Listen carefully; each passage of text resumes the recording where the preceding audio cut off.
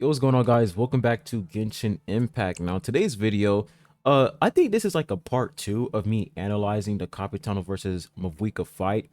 Maybe it's a part two. I don't know, but I'm pretty much gonna go into more details as of to who really won that fight and who used their full power. Just pretty much confirming a lot of info that we have in the game because this information isn't directly coming from me; it's from the game itself.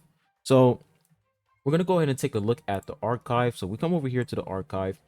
By the way, man, when you guys are debating about, which character is stronger, when you guys are debating about lore in Genshin, always get your information from the archive because the archive is the source of info in this game. So we come over here to the archive and we come to Natlin Act 2. Now I click talk to Mavuika right here. So this part right here pretty much confirms, a lot of things as to what happened in that fight. So we're gonna start right here. It says, just as Mavuika and the others are talking, the captain bursts into the stadium of the Sacred Flame, leading the Fatui. Proclaiming his intent to seize the Gnosis, Mavuika accepts the challenge head on, and they engage in a fierce duel, shaking the whole stadium. This part right here is crazy. It says, finally, Mavuika uses her full power and wounds the captain with a single strike. So there it is. The game confirmed that the Pyro Archon, she used her full power to pretty much injure the captain. And the reason why that's crazy is because you would think that an Archon at full power, attacking somebody with full strength, you would think that, that opponent would get absolutely disintegrated. But no, the captain, this guy is durable as hell. Like the fact that he was able to survive a full power attack from the Pyro Archon and all he got was a little injury is insane. So this part right here pretty much confirms that she did use her full power to pretty much injure the captain. And it says before they can resume their fight, a cloud of smoke saves the captain, whisking him away to safety. So this also confirms that the captain, he did not use that smoke attack. It was the traitor.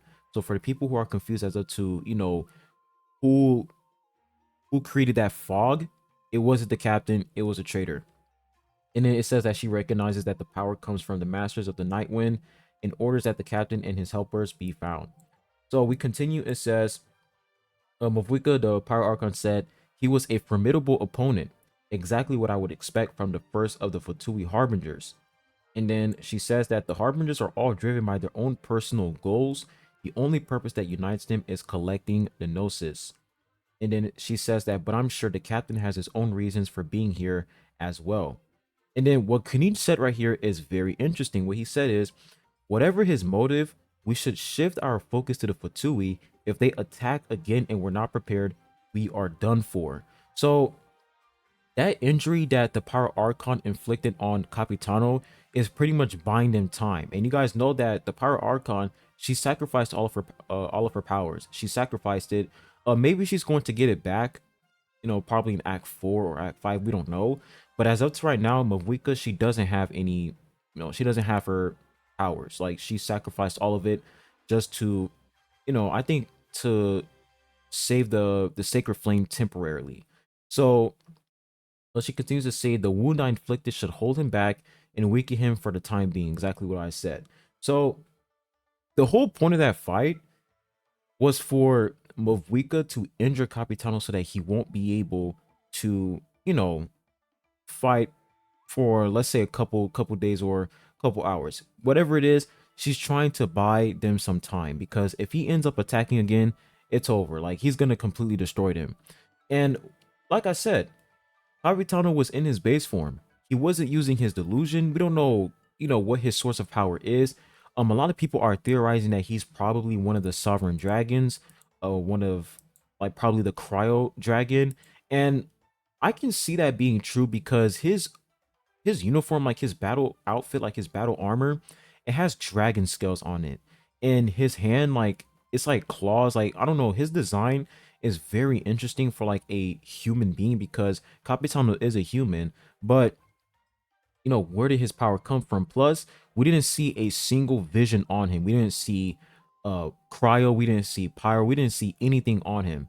I'm pretty sure for Arlecchino, when we take a look at Arlecchino, does she have a vision on her? I just want to confirm this just in case. When we take a look at Arlecchino, yes, so Arlecchino, she does have a vision on her. So it is interesting that, Capitano, he doesn't even have a vision. And when we take a look at characters like Neverlet, for example, we come over here to the character archive. Unfortunately, I don't have Neverlet, but when we take a look at Neverlet's outfit, you guys can see that he doesn't have a vision. He doesn't have a vision at all. And of course, it's confirmed that he is the Hydro Sovereign Dragon. So there is definitely a possibility that, Capitano is probably the Cryo Sovereign Dragon. And when you look at Neverlet's constellation, is literally a dragon. So if it's true that Capitano is, the Ice Sovereign Dragon, then that might make him like one of the strongest characters we've seen in the game so far. As up to right now, the Hydro, I will say Neverlet is definitely the strongest as of to right now. And the reason why is because the Sovereign Dragons, they're way more powerful than the Archons. Like, they're way more powerful. It's just that the Primordial one came in and pretty much defeated the Sovereign Dragons. So I will say that Neverlet is definitely like the strongest character in game due to the fact that he is a sovereign dragon. So if Capitano is a sovereign dragon, that would make him, right next to Neverlet. Maybe Neverlet is more powerful than him, who knows? But if it's true that Capitano is one of the sovereign dragons, that would make him, second strongest character or even the strongest character in the entirety of this game. Who knows? But all I have to say is that we haven't even seen him use his full power. So I'm just excited for Act 3 and Act 4. When we see those two acts, I feel like Capitano's gonna do some crazy stuff. Now, when we come over here, like, you guys remember when we had to go save Kachina in the Abyss, not the Abyss, the Night Kingdom. So when we had to go save her in the Night Kingdom, I'm pretty sure it was in like this area or whatever. But you guys remember that cutscene when Pyro Archon, she pretty much, punched a hole so that we can all escape. And it wasn't really her. She was using her conscious. She was using her mind to do that. And when we were in that temple, let me see if I can actually find it. I wish that they can let us go back in there again, but I don't think they're going to let us go back in there. But the temple that pretty much gives us access to the Night Kingdom, that temple was created by the Sovereign Dragons. And, oh, there it is. It's right here. And the fact that out of all nations, Capitano decided to come to Natlan is very interesting. And in this nation, this is where the sovereign dragons used to live. Like, they used to have, an entire civilization in Natlan. This is where all the sovereign dragons used to live. This was like their main city. And the fact that Capitano is here, I don't know, man. He is probably the Cryo Sovereign Dragon. There's just so many hints leading towards the fact that he is probably a Sovereign Dragon. And if that's the case, man, he's definitely like one of the strongest characters in the game. Because, I mean, the Pyro Archon, she said it herself. She said it herself. She said that she doesn't know. It's like she sensed something strange from within him. Like, if we come back over here to a decision, she said it herself that she sensed something strange within Capitano. If I can actually find it, let me see if I can find it for you guys. Uh, somewhere where we say when we see over here. Oh, there it is. She says, when we exchange final blows, I sensed an unusual presence within him. So she doesn't know what the hell is inside of Capitano, but it's something very powerful, and she's trying to investigate as up to what that is. So this definitely confirms that, you know, his identity, when they reveal his identity, is going to be huge. Like, his entire face is covered. We don't even know what he looks like. I hope that, when they reveal who he is, I hope that, his face is not some scrawny little boy. I hope that, he has like battle marks, battle scars in his face. Like, he actually looks insane. So I cannot wait. I cannot wait for them to reveal what he looks like. It's gonna be very dope. Now, another thing I really find interesting is this artifact set piece right here, Bloodstained Chivalry. It says right here, the iron mask the knight used to conceal their identity. Many have speculated about the face behind the mask. So this artifact set definitely associates with Capitano. You guys can see that the little logo right here definitely matches the symbol in front of his helmet. So yeah, this artifact set piece definitely correlates to Capitano's identity. So, who really won this fight? In my opinion, it was a draw. It was a draw because Capitano, he didn't even go full power. The Pyro Archon, she sensed something within him, and he didn't even use that power. Like he didn't use that, secret power that he has. He didn't use it at all. He was still in base form, and he was able to keep up with Pyro Archon to the point where she had to use, her full power. She had to use a full power punch just to injure him so that he can go away. So that is a really good feat for Capitano, and the fact that he was injured was also good for the Power Archon as well. So it was a draw between both of them, and this fight was just it was just the tip of the iceberg. Like we don't even know Capitano's identity.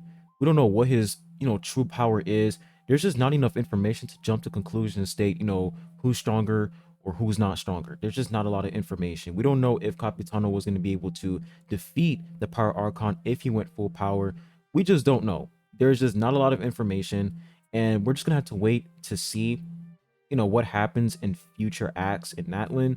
And if I'm being honest, when it comes to acts 1 and 2, I will say the story wasn't really that crazy compared to Fontaine, but the cinematic cutscenes way better. Like Natlan's cinematic cutscenes, 10 times better than all the cutscenes we got in the game so far. Like the Kachina versus Milani fight was really good.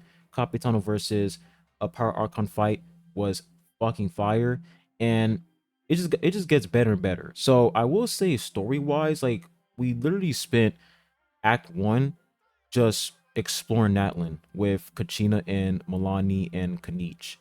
That was literally it. And then Act Two is pretty much us focusing on saving Kachina from the Night Kingdom.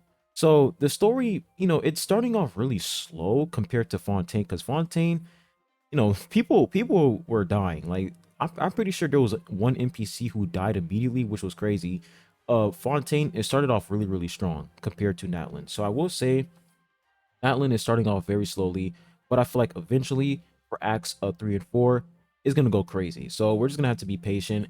And overall, man, this nation is absolutely amazing. Like the way that this nation looks, they popped off with this nation. Like I will say, out of all of the nations so far, Natlan is definitely my favorite because of the way it looks. It looks very unique. The landscape, everything about Natlan is just amazing overall. So looking forward to, future content coming into this game. Now, I will continue making Genshin content for sure on the channel. And tell me what you guys like. Tell me any ideas in the comment section. Which videos you guys want me to make. You guys want me to make more theory videos? I would gladly make more theory videos for you guys. Just tell me what you guys want. Like just tell me what you guys want and I'll gladly do it. If you guys want me to make a video talking about, archons rank from weakest to strongest, I'll do it. For harbingers, I can't do that because there's not a lot of information. All of the harbingers, we haven't even seen all of them so far. I will say number 10 of the Futui harbingers is still unknown. We don't know who the hell number 10 is because, Scaramucci pretty much, messed up the timeline. So we don't even know who number 10 is. That is still a secret. So I would gladly make a video talking about who number 10 is in the Fatui Harbingers. But yeah, just tell me what you guys want in the comment section down below. Send me any requests, and I'll gladly make some videos for you guys on Genshin. But hope you guys enjoyed today's video. Make sure you hit the like button, subscribe if you haven't. I really appreciate it. And I'll be catching you guys on the next one. Peace.